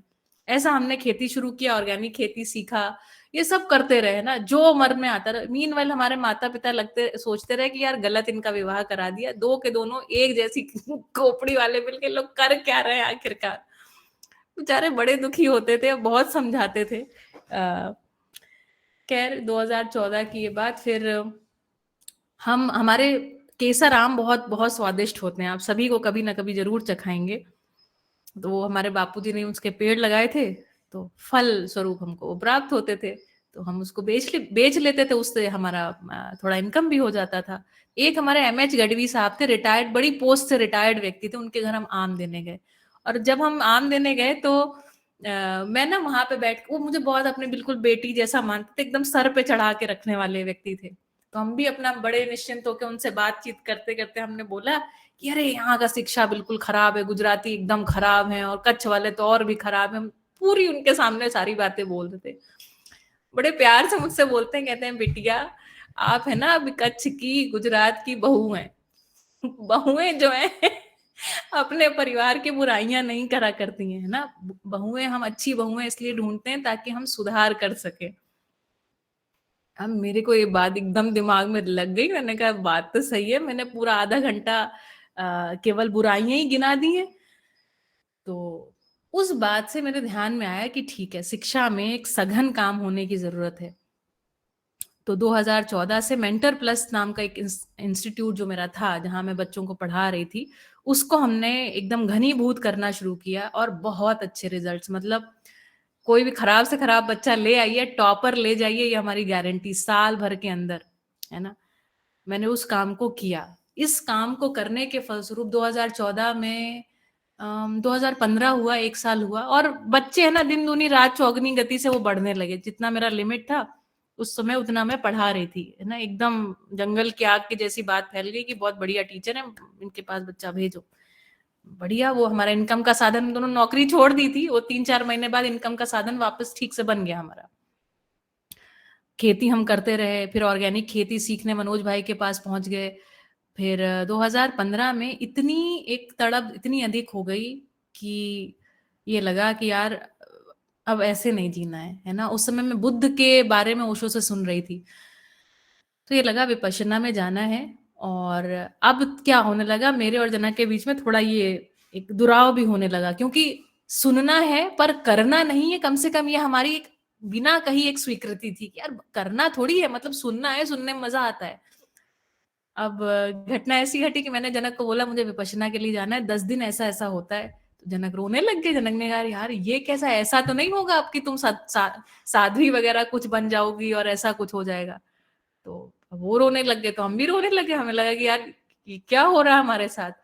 और एकदम वैसे ही काफी वैराग्य छाया हुआ था। फिर हमने कहा नहीं जाते हैं। फिर ओशो को सुनते रहे, कुछ समय बाद फिर से उस बात ने उबाल मारी, 1-1.5 महीने के बाद फिर हमने जनक को बोला, जनक सुबह 4 बजे थे, मैंने उनको हिलाया, मैंने कहा सुनो मैंने रजिस्ट्रेशन करा दिया, मुझे छोड़ के आओ। अब बेचारे जनक के पास कोई उपाय नहीं, तो कहते हैं ठीक है छोड़ के आता हूँ। अच्छा, छोड़ के आए। 10 दिन वहां पर जो घटा सो घटा। उसमें ऐसा हुआ, छठे 7वें दिन कुछ एक कण कण के रूप में और एक कुछ खाली स्थान के रूप में, ऐसा मुझे कुछ एक थोड़ी देर के लिए समाधि जैसी मुझे लगता है कुछ स्थिति शायद घट गई होगी। और उसके बाद से मेरी स्थिति एकदम शून्य, और जिसको अब तो मैं डिप्रेशन कहूंगी, वैसा वैसा कुछ स्थिति मेरे अंदर घट गया। जब 10वें दिन वापस आए तो जनक ने बोला कि मैं तो सोच रहा था तुम देवी एवी बन के निकलोगी, ये क्या हुआ, तुम तो और डिप्रेस होके निकली हो, कुछ बोल ही नहीं रही हो, है ना। हर जगह अनित्य दिखने लग गया। तो ये जब हर जगह अनित्य अनित्य दिखने लग गया तो लगा कि यार जीवन तो बिल्कुल सारहीन है। अब ये सारहीनता के चलते हमने कहा कि अब क्या किया जाए। जनक बड़े परेशान, उन्होंने कहा अब क्या किया जाए भाई शालिनी, अब तुम्हारा तो हाल ऐसा, खाना बना के रख दिया, जितना खाया खाया, ऐसी सब दुर्गति हो गई एक तरीके से, आध्यात्मिक दुर्गति। हम्म। फिर जनक बोले चलो अपन घूम के आते हैं अहमदाबाद। जनक को लगा थोड़ा जरा मॉल वॉल में जाएंगे, थोड़ा घूमेंगे फिरेंगे, खाएंगे पिएंगे तो शायद वापस, है ना, ये आ जाए। वहां पहुंचे, वहां भी एकदम सुन्न पड़े हुए हैं हम। अब मुझे ये लगने लगा यार एक मन में ये बात हो गई, या तो अब सत्य पता लगेगा और या तो अब जीवन नहीं रहेगा। ऐसा मैं अंदर अंदर में मेरे सोच रही थी लगातार, है ना। मैं जनक को ये सब बातें नहीं बोल रही थी क्योंकि एक व्यक्ति जो बेचारा मेरे लिए इतना परेशान है ऑलरेडी, उसको ये सब बातें बोलने से तो वो ना डिप्रेशन में चले जाए। तो मैं बोल तो नहीं रही थी, लेकिन हम लोग फिर घूम घाम के आए स्वामीनारायण मंदिर। जनक जो है वो स्वामीनारायण संप्रदाय को फॉलो करने वाले परिवार से हैं, तो हम लोग स्वामीनारायण मंदिर में उनका जो विश्रांति भवन था वहां रुके, वहीं मंदिर में खाया पिया ये सब किया, थोड़ी देर बाजार बाजार घूमने गए और बस ऐसे ही घूम घाम के रात में बैठे हुए 11 बजे, नींद तो आ नहीं रही है। मनोज भाई सोलंकी जो है यहाँ पर, उनके पास से कुकमा में एक शिविर का मैसेज आता है, रात के 11 बजे मैसेज आ रहा है कि कल से शिविर है। पता नहीं कितना रैंडम वो शिविर रहा होगा, या हो सकता है पहले आया हो, हमने उस मैसेज को रात में देखा हो। अब मैंने जनक को बोला कि जनक एक काम करो, मेरे को गाड़ी से ड्राइव करके भुज पहुंचा दो वापस। अहमदाबाद से भुज रात में लगभग 12 घंटे, मतलब हाँ, अगर आप खाते पीते आओ तो 12 घंटे, नहीं तो 8 घंटे 6 घंटे तो लगेंगे गाड़ी से भी। जनक गाड़ी ड्राइव नहीं करते, उनको रात में बहुत दिक्कत होती है अब, लेकिन जनक को लगा अगर ये अब कह रही है तो अब ये कर ही देना जरूरी है। और हम रात में चाय आय पीते पिलाते किसी तरीके से सुबह 8-9 बजे करीब भुज पहुंचाए और सारी रात के जागे, ड्राइव किए, नहाया मैंने कहा वापस मेरे को कुकमा तक लेके चलो। कुकमा यहाँ से 25 किलोमीटर दूर है। जनक वहां भी गए और वहां जाने के बाद जनक सो गए। क्योंकि नींद इतनी आ रही थी कि ड्राइव करना है ना, बहुत हेक्टिक जैसा रहता है। और बस वो मोमेंट था, जितने लोग आज मैं यहाँ बैठे ना, मैं उन सबको ये बात कह सकती हूँ, उसके बाद से मैं वापस डिप्रेशन में कभी नहीं गई, है ना। There was no depression like that. वो जो शुरू हुआ ना, प्रकृति की जो 4 अवस्थाएं हैं, है ना, 4 अवस्थाओं में जो तारतम्यता है, जो सार रूप है, ऐसा मेरे को लगा जैसे वो कण क्या था, वो व्यापक क्या था, संपृक्तता क्या है, मुझे सब कुछ स्पष्ट होने लगा। पहला शिविर, दैट्स इट। मैं दूसरा कोई उसके बाद परिचय शिविर करने की मुझे आवश्यकता नहीं, लेकिन सब सब लगा जैसे हु वाज लीडिंग द शिविर, इट वाज रवि तामगाडगे। रवि तामगाडगे भैया का इंटरव्यू हमारे चैनल पे है, वो भी आप ययाति भाई आप देख सकते हैं। तो ये लगा मुझे कि यार ये जबरदस्त बात हो गई और मैंने पहले दिन से ही अध्ययन करना शुरू कर दिया। बस वो खत्म हुआ शिविर, हमने कहा भैया इसके आगे क्या है ना, ये तो बात पूरी नहीं हुई, इसके आगे तो अभी बहुत सारी बातें हैं। तो बोले कि दीदी इसकी आगे किताबें हैं, उनको आप पढ़िए। हम उन किताबों को अकेले ही पढ़ गए, है ना। कुछ कुछ समय बाद लेके, वहां मनोज भाई के पास पूरा सेट था, लेके आते थे, फिर पढ़ते थे, रिटर्न करते थे, ऐसे करके पढ़ गए। कुछ भी स्पष्ट नहीं हुआ, पर खूब मजा आया हमको पढ़ने में, है ना। हमको लगा यार यही तो बस चाहिए था, यही चाहिए था। और 2015 के बाद 2016 आया, 2017 आया, है ना। हम पढ़ते रहे, अपने हिसाब से ही पढ़ते रहे, कुछ समझ में कुछ नहीं आता था, पढ़ते सब कुछ रहे। ये स्थिति बनी रही। और फिर 2017 में हमारे छोटू अंकल हैं, यहाँ क्लास में भी हैं अभी, तो हमने उनसे, मैंने कहा, मैंने देखिए मेरे जीवन में सब कुछ सहज होता रहा। मेरे उस समय मन में ऐसा आ गया कि मुझे अब लोगों से मिलना है, जुड़ना है, मुझे इस दर्शन को पूरा समझना है। इसमें अचानक मैंने एक व्यक्ति को आइडेंटिफाई किया कि ग्रुप में मैसेज था, उसमें समृद्धि समाधान ऐसा 2-3 शब्द थे। मैंने कहा इनको जरूर जीवन विद्या पता होगा। हमने उनको मैसेज किया, हमने कहा क्या आप जीवन विद्या से जुड़े हुए हैं? कहते हैं हाँ, हमने ही शिविर कराया था। हमने कहा आपसे मिलना है ना। 2 दिन बाद हम उनके घर पहुंच गए, सुबह से शाम तक उनका घर उनका गांव घूमते रहे घूमते रहे। हमने कहा अब हमको दूसरे लोगों से मिलना है। हमने कहा हमारे पास गाड़ी है, आप कहिए तो हम चल सकते हैं, है ना। तो इस सब के क्रम के दौरान हमारा एक कुछ और बातें भी हमने ठान ली थी 2000 की, फ्यूल का इस्तेमाल नहीं करेंगे, केवल आवश्यक होगा तो हम गाड़ी का इस्तेमाल करेंगे। ऐसा सब भी हम बहुत सारी चीजें करते रहे, अधिक से अधिक जो बेस्ट हो सकता था। बोले ठीक, चलो। तो उसी समय, ठीक जिस दिन मैं वहां पहुंची, ठीक उसी दिन दिल्ली से सुनीता पाठक और सुरेंद्र पाठक जी वहां शिफ्ट हुए। ये देखिए ना, मजा देखिए। और मैंने कहा मुझे अध्ययन करना है।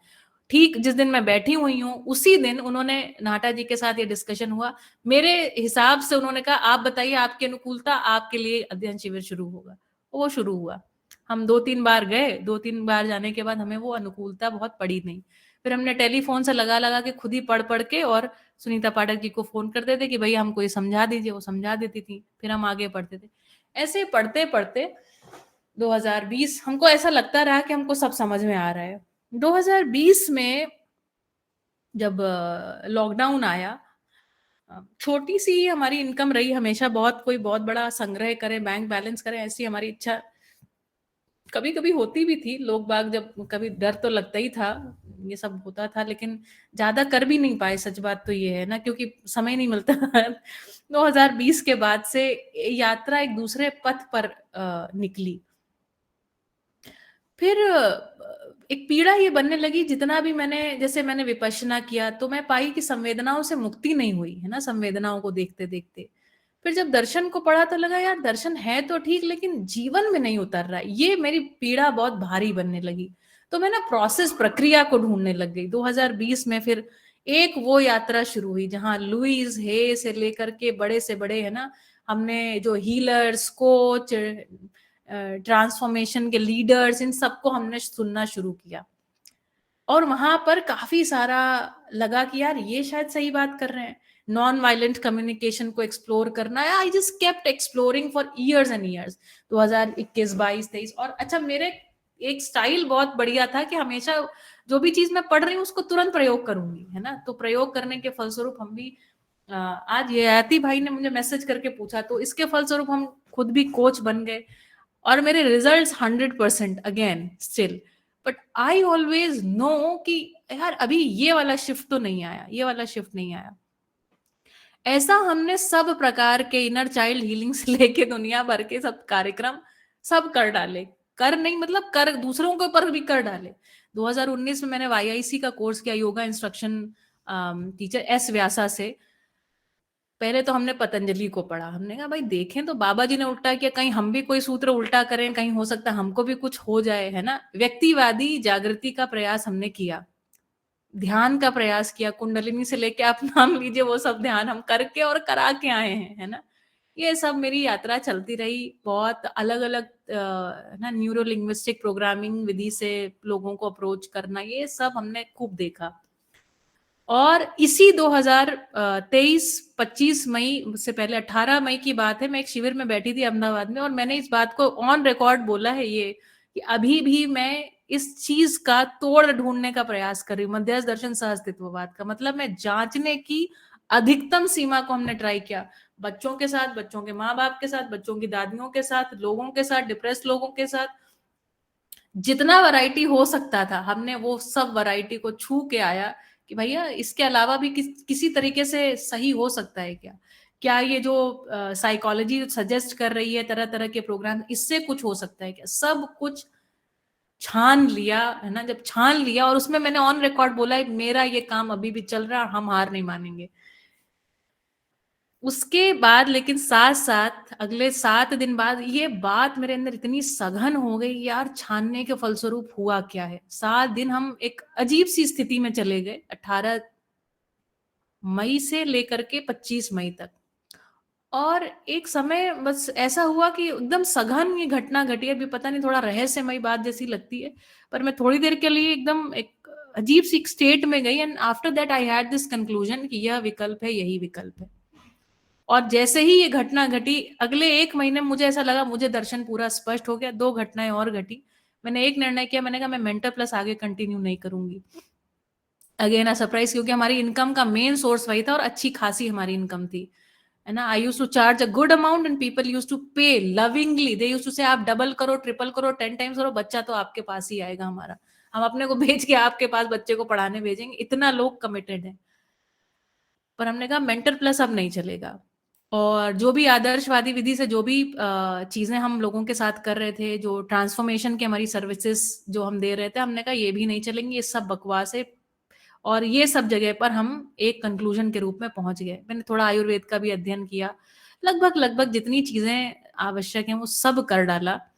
अंत में हम इस जगह पर पहुंचे कि भैया mixing is not an option, this is a complete alternative. मानवीय प्रवृत्तियों में परिमार्जन किसी अन्य विधि से नहीं हो सकता, नहीं हो सकता, नहीं हो सकता। सब कुछ we are just buying the time when ever we are doing all those processes. और मेरे पास लोग हैं जो कहते हैं, मतलब आप उनके अगर अभी रिव्यूज वगैरह आप मेरे चैनल पे देखेंगे ना, they are overwhelm, they are so happy. शायद उनकी उतनी गहरी पीड़ा नहीं है, लेकिन प्रवृत्तियों में परिमार्जन तो होता नहीं है। और मुझे सडनली पूरी किताब ऐसा मुझे अब लगने लग गया कि मुझे जैसे अब सब कुछ सडनली समझ में आने लग गया। एंड एज आई सेड ना कि सहजता, मैं मुझे जो विचार आता है मैं उस पर चल पड़ती हूँ, उस पर कोई किसी से पूछना नहीं कि भाई जनक चलूं कि ना चलूं, मम्मी चलूं कि ना चलूं।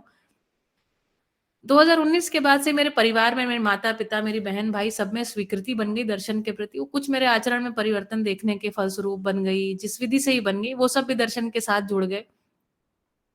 लेकिन मेरे भीतर, अपने भीतर जो कंप्लीट ट्रांसफॉर्मेशन वो हुआ 25 मई 2023 को। और उसके बाद मैंने कहा वापस नहीं जाना। मेंटर प्लस क्लोज करने का अनाउंसमेंट किया। शॉक तो हुए मेरे सारे करीब 25-30 स्टूडेंट्स थे, they were shocked and they are still waiting. पर मुझे नहीं पता मैं शुरू करूंगी कि नहीं करूंगी। फिर मैं अध्ययन करने लगी, सुबह से शाम तक अध्ययन है ना, वापस अध्ययन। इस बार मुझे लगा कि मुझे कुछ पकड़ में आया कि how it is the alternative, ये क्या कह रहे हैं कि क्या क्या नहीं करना है ना।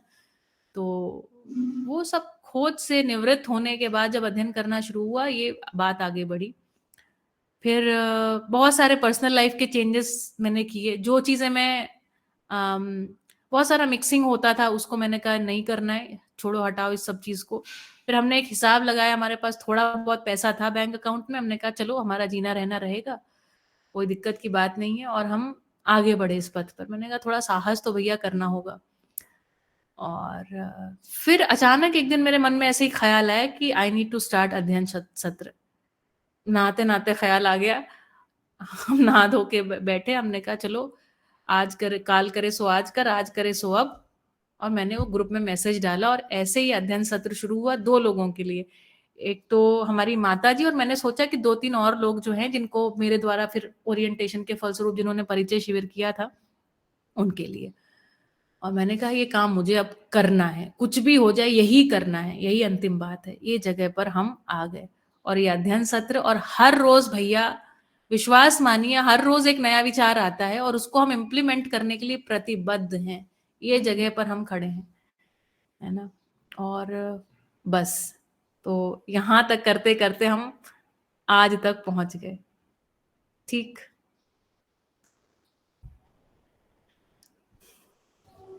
जी, बहुत बढ़िया दीदी। दीदी अभी आपने जो डेट बोला वो 25 सितंबर 2023 ऐसे ही बोला ना? 25 मई 2023, मतलब इसी साल मई, है ना? इसी साल मई, हाँ। थोड़ा उसके बारे में और बता सकते हैं? कुछ नहीं भैया, उस समय हम आवर्तनशील अर्थशास्त्र को पढ़ रहे थे और ये अपने आप ही गहरा गया। मुझे नहीं पता ये कैसे गहरा गया, इसलिए मैंने कहा थोड़ा रहस्यमयी जैसी बात लगती है सुनने में, इस पे मैं बहुत बात नहीं करना चाहती हूँ। पता नहीं क्या घटा, कुछ समय के लिए एक अजीब सी स्थिति आई और उसके बाद मुझ में ये कंक्लूजन बैठ गया कि इससे पीछे नहीं जाना है। हाँ, ये संयोग है, बिल्कुल निमिषा दीदी, ये संयोग वश घट गया। कुछ तो ऐसा घटा है ना, क्योंकि मुझे बिल्कुल स्पष्ट याद है उसके बाद से मैं जैसा पहले विचार करती थी, मैं वैसा विचार नहीं कर पा रही हूँ। तो ये इतना मैं आपको कह सकती हूँ, है ना, बस यही मतलब कह सकती हूँ। कुछ स्पष्टताएं बनी हैं उस समय, उसके आधार पर बहुत सारे स्ट्रॉन्ग डिसीजंस भी आप ले पाए।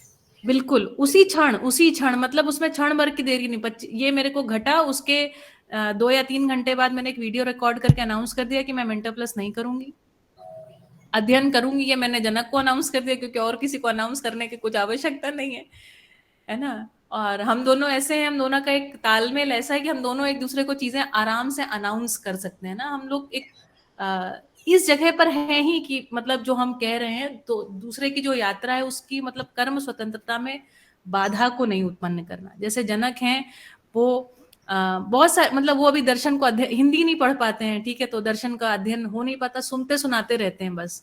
और बहुत सारा आदर्शवाद का अध्ययन वो अभी भी करते रहते हैं, बहुत सारा भौतिकवाद का अध्ययन करते रहते हैं। तो हमारे घर में एक कमरे में हम इसका अध्ययन कर रहे होते हैं, दूसरे कमरे में वो उसका अध्ययन कर रहे होते हैं। तो इसमें कोई ये नहीं है कि तुम ये मत करो, है ना, या जनक हमसे कहेंगे तुम ये मत करो, ऐसा कुछ भी नहीं है। तो ये स्वीकृति हम लोगों को पहले दिन से है, हम दोनों की, कि हमारी दोनों की एक आध्यात्मिक यात्रा है। अच्छा होगा साथ में हो जाए तो हमारे आगे की पीढ़ी भी जल्दी जल्दी उनकी शादियां आदियां होने में व्यवधान खत्म हो जाएंगे। हम लोग को बिल्कुल क्लियर था ये, इसमें कोई दुविधा, कोई बाधा, कोई संकट हमको नहीं मिलता। और हम दोनों एक दूसरे के साथ पूरक होकर के ना, जहां उनको चाहिए वहां हम हैं, जहां हमें चाहिए वहां पर। पूरा सेटअप वेटअप उन्होंने ही बना दिया। इस बर्थडे पे ये माइक आइक भी उन्होंने गिफ्ट कर दिया, सब तो बढ़िया चल रहा है ना इस विधि से। ऐसा हम सम्मिलित अभिव्यक्ति के रूप में प्रस्तुत होते हैं, साथ साथ दूसरे एक दूसरे की कर्म स्वतंत्रता में बाधा ना बने, ये बात का हम दोनों ख्याल रखते हैं। व्यक्तिगत मतलब हम अपने अंदर में ही इस बात का ख्याल रखते हैं, है ना। ऐसा नहीं कि हमको कहना पड़े कि तुम ना करो। इस ये हमारा प्रॉमिस है, ये हमारे 7 वचन में से एक वचन है कि भैया ऐसा मत करना, है ना, नहीं तो फिर गड़बड़ हो जाएगा। क्योंकि अभी तो जी तो व्यक्तिवादी तरीके से ही रहे काफी हद तक, है ना। बहुत बढ़िया दीदी। और हाँ, आप दोनों ने एक अल्टीमेट वचन ले लिया था, इसीलिए आप लोगों की दोनों की यात्रा भी हम लोग महसूस कर पाते हैं, देख पाते हैं। और मुझे लगा 7 वचन में एक ये वचन ही बाकी वचनों को प्रमाणित कर देता है। तो एक हाँ, ही वचन आपने जो लिया वो अल्टीमेट है, जो कि यस, मतलब पर्टिकुलरली पति पत्नी के संबंध में मतलब एक महत्वपूर्ण वचन है। और अगर उसका वो ईमानदारी के साथ पालन कर पाते हैं तो बहुत ही अच्छे सहयोगी के साथ में, बहुत अच्छे प्रेम के साथ में उनका निर्वाह भी हो पाता है। तो और बाकी जो मैं आपका जो पूरा जीवन के बारे में जो आपने बताया, बहुत ही अच्छे से आपने बताया। जो बारीक पॉइंट्स है वो भी कवर कर लिए, कुछ चीज़ें जो नहीं कवर कर पाते समय की वजह से, तो वो उससे स्पष्ट हो गई है कि वो क्या हुआ होगा, और वो थोड़ी उतनी महत्वपूर्ण भी नहीं है। हाँ, लेकिन आपके अगर जीवन को देखें तो एक पूरा फ्लो वाला जीवन है। और अगर देखें तो पूरा अनप्लैंड है, लेकिन जिसका प्लान एग्जिस्टेंस नहीं किया हुआ उस तरह का प्लान है। अनप्लैंड भी मैंने इस तरह से बोला कि मनुष्य के वे में अनप्लैंड है, लेकिन अस्तित्व के रूप में वो प्लान है पूरा का पूरा, ऐसा मुझे दिखाई दिया। और हाँ, सबसे बड़ा आपके जो जीवन में आपके टीचर्स और कुछ महत्वपूर्ण लोग रहे हैं, उनका एक योगदान समय समय पर आपको मिला, ये एग्जिस्टेंशियली मिला है। और सबसे महत्वपूर्ण भूमिका रही है आपके पिताजी की, और उनसे ज़्यादा महत्वपूर्ण रही है जनक की, ऐसा बिल्कुल। मुझे लगा। भैया आप नाम नहीं गिन पाएंगे। मैं अपने जीवन में यदि पाती हूँ, आपको पता है हम 2014 में जब हम गांव में खेती करने गए, एक भीखा भाई करके मिल गए। वो जानते हैं मुझे क्या बोलते हैं, मुझे कहते हैं कि तुम हमारा घर आओ, हम तुमको खाना बना के खिलाएगा ठीक है। वो हमको हमेशा खाना अच्छे से अच्छा गुजराती खाना बना के खिलाते थे। मुझे पता है जैसे छोटू अंकल हैं, तो वो हमको ऐसे मिल गए, बाई चांस मिल गए, है ना, और उन्होंने हमको पूरे लोगों से परिचय करा दिया, घुमा दिया, फिरा दिया, सब चीज में मेरा सहयोग, आगे दीदी बढ़ के दीदी जितने मेरा ओरिएंटेशन मेरा प्रोग्राम सब। मेरा जी, थोड़ा यहाँ पे डिफरेंस है आपकी बात से। जी, ये संयोग से नहीं मिले, ये एग्जिस्टेंशियल प्लान है जिसको हम संयोग बोलते हैं। हाँ वही और बिल्कुल। प्लस आपकी जिस तरह की यात्रा है, या जिस जिस व्यक्ति की भी इस तरह की यात्रा, सर मैंने ये नहीं बोल रहा हूँ कि आप स्पेशल हैं, और आप भी नहीं बोल रहे हैं, लेकिन जिसकी भी यात्रा इस तरह से एग्जिस्टेंशियली होती है तो उसमें एग्जिस्टेंस, चाहे चाहे वो जो आपने बताया छोटूलाल भैया हैं या भीखा भाई हैं, वो अपने आप ही वो आपको उपलब्ध होते हैं, ऐसा मेरा मानना है, जानना नहीं है। पर मैं भी अपने जीवन को देखता हूँ तो कई सारी चीज़ें ऐसे प्रमाणित होती हैं। तो हाँ, ये जिसको हम संयोग बोलते हैं वो एग्जिस्टेंशियल प्लान बोलता हूँ मैं उसको। और मुझे बिल्कुल लगता है कि आप बिल्कुल। भी कुछ हद तक इससे सहमत कर पाएंगे। नहीं और नहीं, बिल्कुल इसलिए आपकी बात से और सहमत इसीलिए हम कभी एक बार जनक को भी सुनना चाहेंगे। हूँ। बिल्कुल सारा पार्ट बिल्कुल। जनक का आपके उसमें था, लेकिन अब जनक को जनक के हिसाब से, जिसमें वो आपके पार्ट के बारे में थोड़ी कम बात कर पाएंगे, वो अपने पार्ट में करेंगे। और जनक बिल्कुल। का भी एक बहुत अच्छा कॉम्बिनेशन जो मुझे दिखाई दिया अभी आपके साथ, या जैसे आप मध्य दर्शन को जिस तरह से कर रहे हैं, लेकिन स्टिल वो अपनी चीज़ों पे काम कर रहे हैं, और उसमें आप दोनों बहुत ही सम्मानपूर्वक एक दूसरे के साथ जी रह रहे हैं, जी रहे हैं, निर्वाह कर रहे हैं। तो ये बिल्कुल साधुवाद के पात्र है। और एक बार का अगर समय रहा और जनक का भी मन बना तो हम जनक को भी सुनना चाहेंगे। 100% है ना, जनक को सुने बिना आपको पूरा पर्सपेक्टिव मिलेगा ही नहीं, है ना। पारस भैया कुछ कहना चाहते हैं।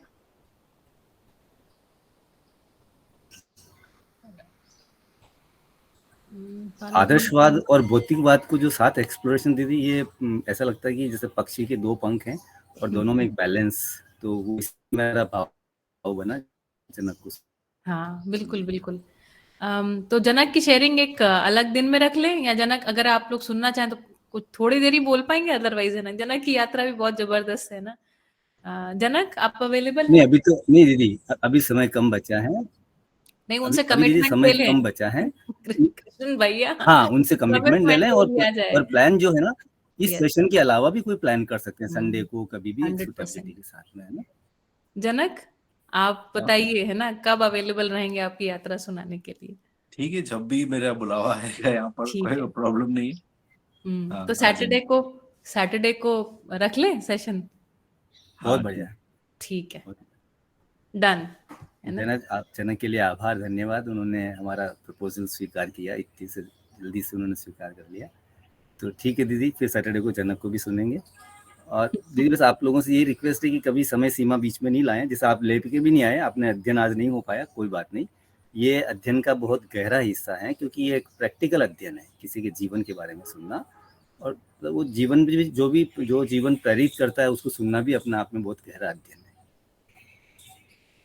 ठीक बात है, ठीक बात है, ये बिल्कुल ये सही मेरी बात राय है, बाकी सभा है पूरी दीदी, मैं सभा की राय को भी महत्व रहता है, तो ये तो मेरी राय है, अगर फिर नहीं होगा तो मैं जनक से, आपसे और अलग से भी सुन सकता हूँ, ऐसा कुछ नहीं। नहीं भैया, आप जो, मैं आपकी बात को मेरे तक पहुंच गई। भाव ऐसा है कि पठन महत्वपूर्ण नहीं है, क्योंकि हर जो चर्चा हम कर रहे हैं वो सब अध्ययन ही है ना।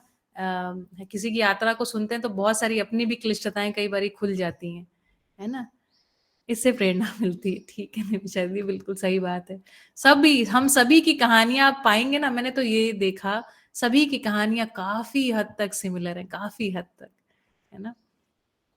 और इतना सहयोग, इतना प्रेम है ना, मैं अभिभूत हूँ इन सब चीजों में, आह्लादित रहती हूँ। और जनक का तो सहयोग दिन रात मिलता ही रहता है, हर एक काम करने में। जो भी मैं कह दूं, जनक मैंने आज ये सोचा है, जनक मैंने ये सोचा है तो जनक कहता है ठीक है, अच्छा सोचा है, अच्छा कर रही हो, अच्छा करो, है ना। तो बढ़िया है ना। जनक को ऑफिशियली भी धन्यवाद कहना बनता ही है।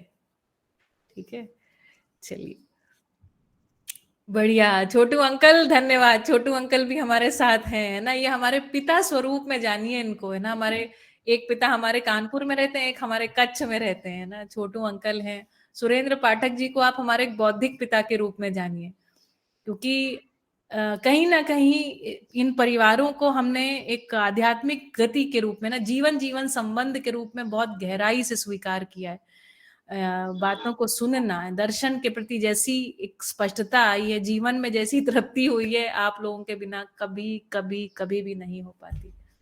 ठीक है, तो बहुत बहुत धन्यवाद। ठीक है, चलिए जी दीदी, आप थोड़ा हमारे लिए तो आप जब से शिविर करके आई और घर पे आई थी, हम महीने के बाद मिले थे, और उसी समय जो ऊर्जा देखी आप दोनों में, और आपकी लगन, और सतत आप बनी रही, व्यवसाय किया, खेती किया, ये सब में से हम साथ में गुजरे हैं। हाँ। और आपके सब निर्णयों के आर पार हम रहे हैं जी। तो यानी कि इर्द गिर्द रहे हैं। यानी एक आपने जो भाव व्यक्त किया ये तो बहुत बड़ा है, मैं भी महसूस करता हूँ बेटी। यानी कि विद्या परिवार में ऐसे लगता है कि हम स्वजन सब एकदम नजदीक आ गए हैं, और ये अस्तित्व की डिजाइन है कि जब हम एक समग्रता में काम करते हैं तो वो चीजें घटने लगती है। आप संयोग जो कहा ना अभी ये कहानी में, तो ये संयोग सब अस्तित्व घटा रहा है, और इतने सब लोग मिले हैं देखिए हमारे परिवार में यहाँ पे, तो खुशी। और एक और कच्छ समूह में और भी ज्यादा मैं देखता हूँ कि हम लोग और भी आगे बढ़े, और हमारी जो उपयोगिता, सदुपयोगिता और प्रयोजनशील प्रयोजनशीलता में और हम आगे बढ़े, क्योंकि इसमें परिवार ये मूल है और फिर परिवार समूह दूसरी क्या बोलते हैं 10 सोपानीय व्यवस्था में आगे बढ़ना है। तो यही सोच आती है, देखते हैं आगे आगे। बहुत धन्यवाद सभी मित्रों को सुनने के लिए। अस्तु। शुभ ही होगा। चलिए बढ़िया, तो मुझे लगता है आज की सभा यहीं समाप्त करते हैं। दीदी कल हम लोग एक हाँ, मिनट, एक जी। सेकंड, कुछ एक अच्छी तरफ ध्यान गया था, क्योंकि बार बार एक संयोग वर्ड यूज हुआ, तो मैं जो उसको देख पाया हूँ अभी, एक अचानक ही आया कि योग है और सह को मैं सह अस्तित्व के साथ जोड़ता हूँ, तो ऐसा ये ही बनता सह अस्तित्व के साथ योग। तो संयोग बहुत बड़ी बात है, जिसको हम जनरली कोइंसिडेंस और जब वैसे रहते हैं तो वो अलग बात होती है। मुझे लगता है सह अस्तित्व के साथ जो योग बनता है, मैं बाबा जी की डेफिनेशन नहीं पढ़ी, मध्य दर्शन के हिसाब से नहीं बोल रहा हूँ, अचानक ये बात करते करते मेरे मन में आया तो मैंने शेयर किया आप लोगों के साथ। बिल्कुल ठीक कहा आपने, है ना। हमारी जो गति होती है उसके हिसाब से नहीं, सामान्य रूप से भी आप देखिए ना, इसी तरीके जैसा आप होते हैं वैसा लोग आपको मिलते चले जाते हैं, है ना। ऐसा सामान्य रूप में भी देखने मिलता ही है। और बाकी सहअस्तित्व सहज ये जो घटनाएं हैं ये तो हो ही रही हैं, है ना।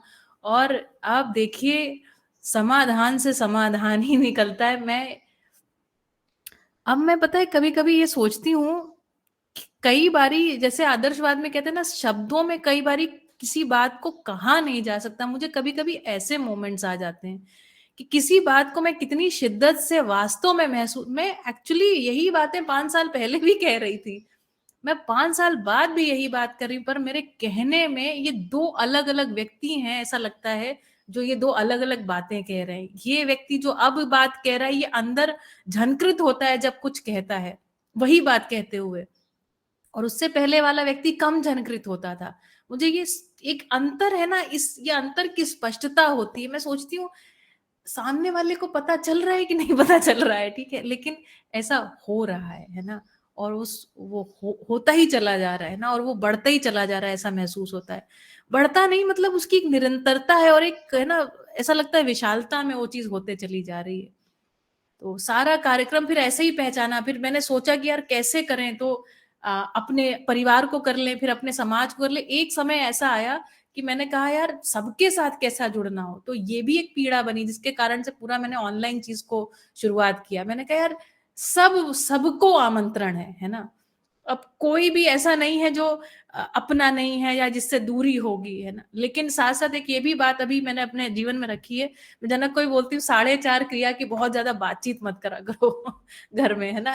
एक थोड़ा ही संयम रखा जाए, ऐसी ही बातें करी जाए, अपने आप को अधिकाधिक वातावरण दिया जाए।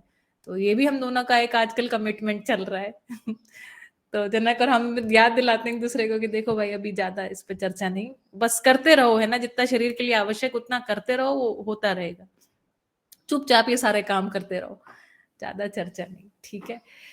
चलिए, तो I guess that is also my message to all of you as well, कि बहुत इन सब चीजों में कहाँ लिप्तता है ना, उसकी आवश्यकता नहीं है। बिना लिप्त हुए खाना पीना तो चलता ही रहेगा, साथ साथ अधिक से अधिक वातावरण, अधिक से अधिक इस बात पे विचार संवाद इसको रखा जाए, ठीक है। चलिए ठीक है कृष्ण भैया, मिलते हैं कल बिल्कुल सुबह। परफेक्ट दीदी, बहुत बहुत हाँ आभार। जी, तो आप सभी को हरिहर, आपका दिन शुभ हो, मंगल हो। मिलते हैं कल सुबह डॉक्टर संकेत ठाकुर जी के साथ। नमस्ते। नमस्ते सभी को। ठीक है पारस भैया, रिकॉर्डिंग उपलब्ध रहेगा, है ना, आज रिकॉर्डिंग किया ही है, शेयर करेंगे। हरिहर।